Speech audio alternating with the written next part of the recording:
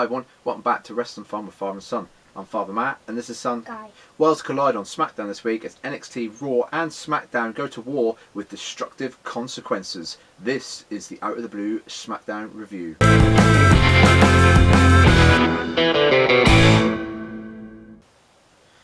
22nd of the 11th, 2019. Started off with the Smackdown locker room in the sort of backstage sort of loading bay area of the arena. They're basically going to have an address from King Corbin, who was with Ziggler and Rude.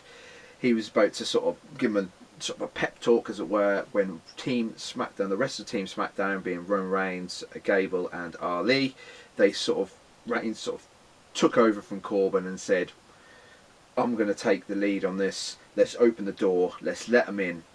Only for them to sort of, Roman Reigns and Corbin start bickering, only for Sasha Banks then to get in the middle and say, we're the Women's Evolution, we are going to take the fight to them, and the boss waits for no one. And then she walked off, and that was kind of how it started. And Sasha Banks and the rest of the women's team SmackDown came down to the ring, did a bit of a promo about NXT doesn't really have the guts to face us, and then Sasha Banks went and called out Raw. Charlotte Flair and the rest of Team Raw then came out, did a bit of a promo, not really much to it, and then all of a sudden, through the crowd came the NXT women's. I'm guessing the women's team. The commentary a little bit later on wasn't really clear on whether this is going to be the team or not, but there were 5 ladies there. It was Rhea Ripley, Tegan Knox, Mia Yim, Candice LeRae, and Toni Storm. They came down. There was a bit of a promo from Rhea saying, we do have the guts, and a triple threat match was made after a big massive brawl between the 3 teams. So I'm guessing that is the team, but like I say, they did say about later on, they kind of were like, well, we don't know who's going to turn up. It's a bit strange really that these 5 ladies turned up and they didn't really say that was the team. Anyway, Banks versus Charlotte versus Rhea Ripley. This was a really good match from all the 3 competitors.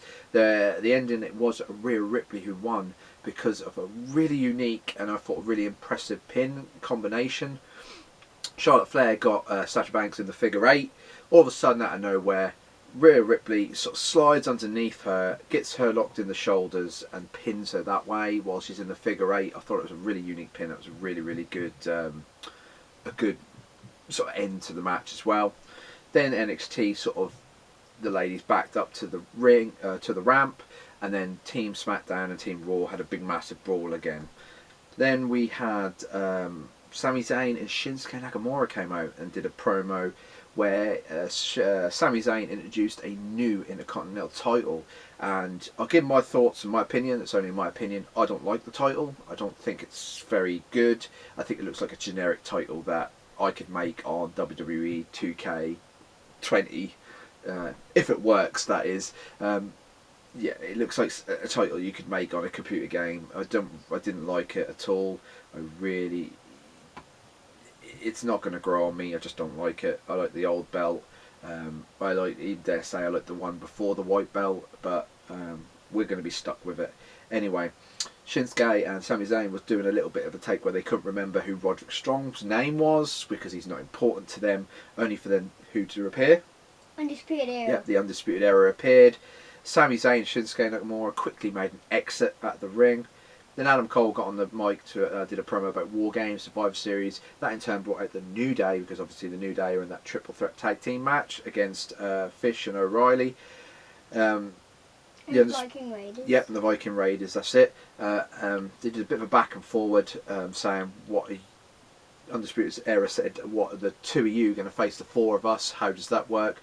Only for then New Day to introduce another team. Who was it? Heavy Machinery. That's it, Heavy Machinery, and then they had a 8-man tag, which the Undisputed Era won, which I'm not surprised, to be fair, that they would win it because they are flying high at the minute. Then Roderick Strong went up to the ramp to face Shinsuke Nakamura, who was sitting up there on a chair with Sami Zayn. They sort of got face to face when somebody flew into the screen. Who was it? AJ Styles. Yep, AJ Styles sort of flew out from nowhere. They had a bit of a freeway brawl, but Sami Zayn sort of took everyone out with a chair, and then them two sort of make a retreat. There was a little bit of an OC promo after this, but there wasn't much to that, to be fair, so it's not worth mentioning it. Daniel Bryan came out and he did a promo about Bray Wyatt. He was summoning Bray Wyatt. The lights went out, the lights come back on. No Fiend. The Fiend wasn't there. He's playing some mind games, which is what I said about Seth Rollins. Why couldn't they do this earlier with Seth Rollins, where he's playing a bit of mind games, but they're sort of doing it with Bryan a little bit more. Only for the Miz then to come out and say, he had to bite his tongue last week. He felt a bit disrespected, and that he would slap him silly, but he's going to do half of that. Slapped him across the face, and then they had a match. The match didn't have a conclusion because as Daniel Bryan is in one corner, the Miz is laying in the other corner. It looked like Bryan's about to do the yes chant. He goes up for the yes. The lights go out.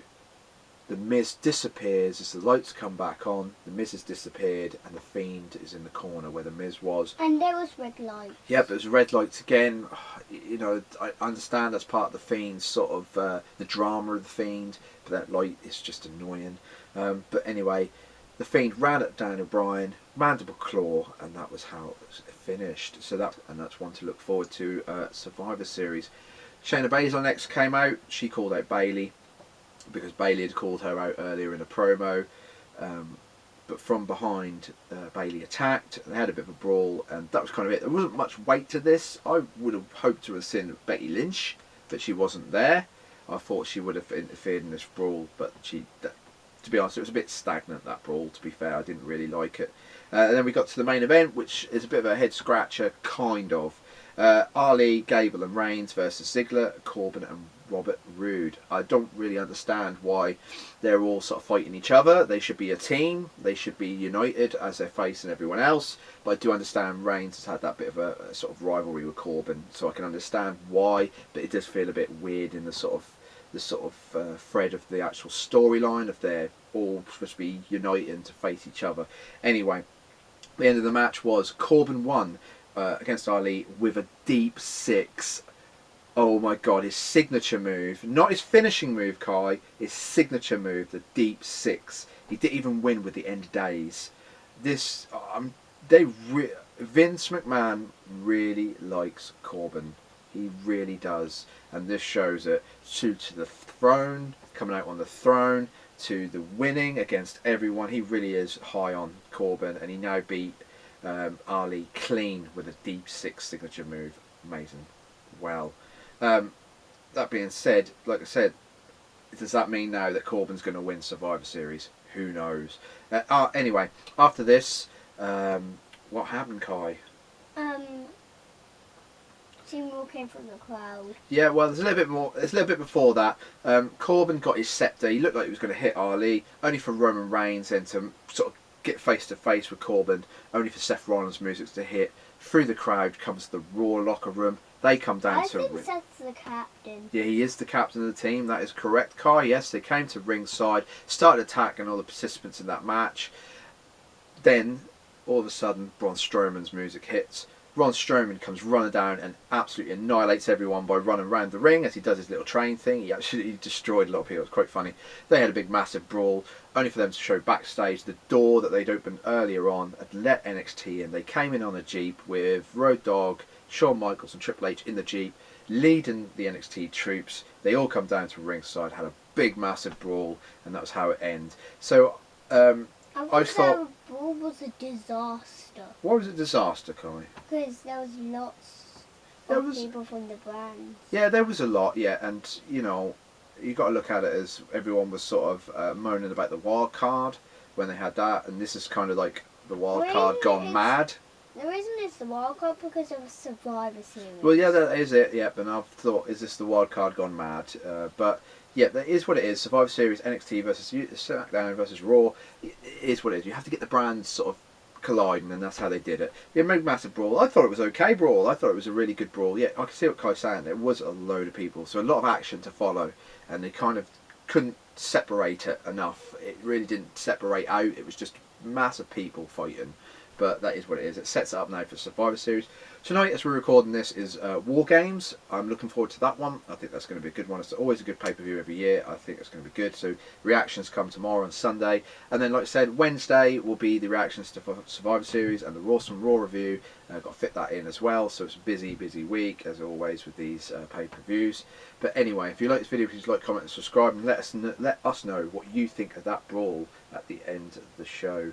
And I'll say goodbye and say goodbye, Kai. Goodbye. Goodbye.